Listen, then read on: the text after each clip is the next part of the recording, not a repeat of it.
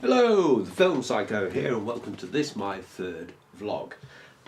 I'm going to try to create some sort of format for this thing, so without any more ado, I'm going to get straight into it with the first thing that I will always do and give an update on my project, which I'm really buzzing about right now because I've secured an absolutely fantastic location for 2 days for some of the filming.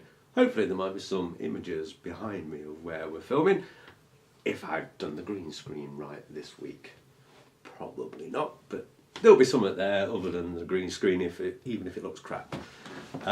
So yeah, really buzzing about that. Got a location, and I've also secured an experienced director of photography on the project. His name is... what is his name? Bloody hell.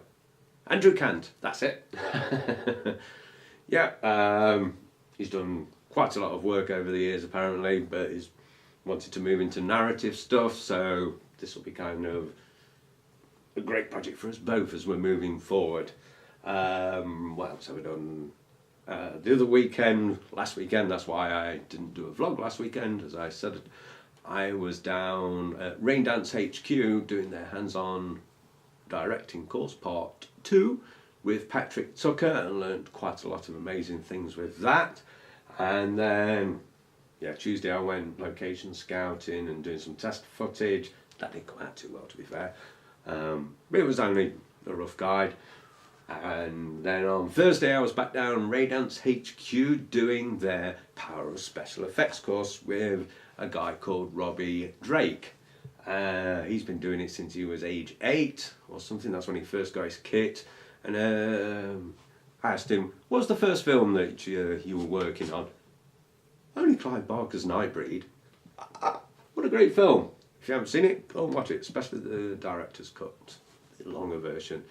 But it's a kind of little bit of movie trivia, that connections and all that actually involves me.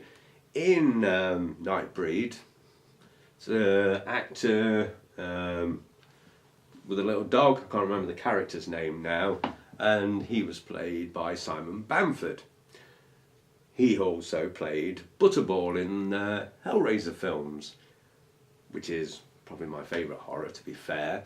But here's my little connection. Was it last year or the year before? I was acting in a student film. Yeah, I've been doing some acting training as well, go for lessons, but kind of recognised the guy's face, but wasn't sure why. I was just playing some thug landlord, and I pinned him against the wall. Later found out, it was Simon Bamford, so I've pinned Butterball against the wall. Wow. So there's my little connection for all that. But back to the power of special effects and all that kind of stuff. Hopefully I'm going to have somebody in on this project to do the special effects, so I don't end up doing it. But if I had to, I now know how to do some scars and wounds and a great recipe for blood, yes. We made some scars and, I should have brought it up with me, but a mould of our index fingers and all that kind of stuff.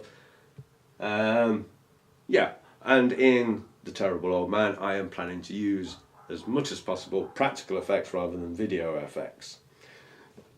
Excuse me. And if you're going to use practical effects, this leads me on to the filmmaking tip that I picked up this week. And that is that when you're making all these kind of things,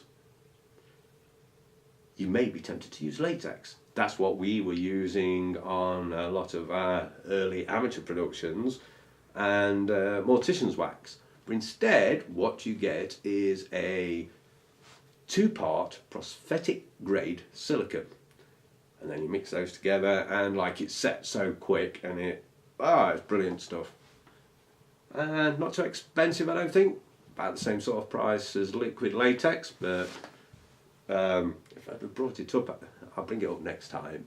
My half finger, you can bend it and all sorts, so it's really solid. So that's my filmmaking tip for this week, and that leads me on to my book recommendation. Because I'm planning on working in the horror genre, and most people when they're starting out as filmmakers make a horror, I recommend this book, Horror Mavericks by Danny Draven. It's short interviews with like loads of legends from the horror genre. Robert Englund, Stuart Gordon, Lloyd Kaufman, loads of people. So you've got actors, directors, producers, VFX artists, you name it, and they're all great tips. And it's only, as you can see, it's only a small book, but if you're planning on making a horror, well worth a read.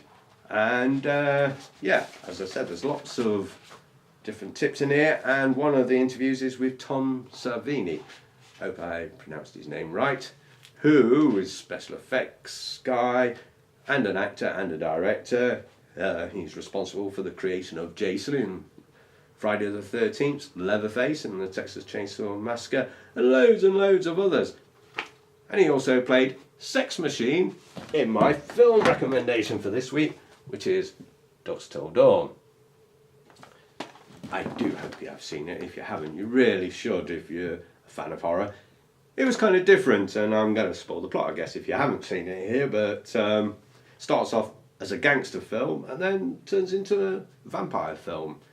You've got George Clooney in the film, probably the best role, as far as I'm concerned, that I've seen him in.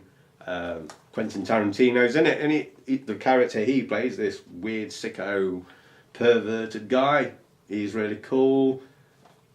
Juliette Lewis, she's in it. Who else? Oh dear, I can't remember his name. It's gone. Harvey Keitel. How could I forget Harvey Keitel? He's in it. Just a great film if you haven't seen it before, but practical effects in it. So, that's it for this week's vlog. If you're liking what I'm doing so far, please click subscribe. Please click subscribe wherever it is.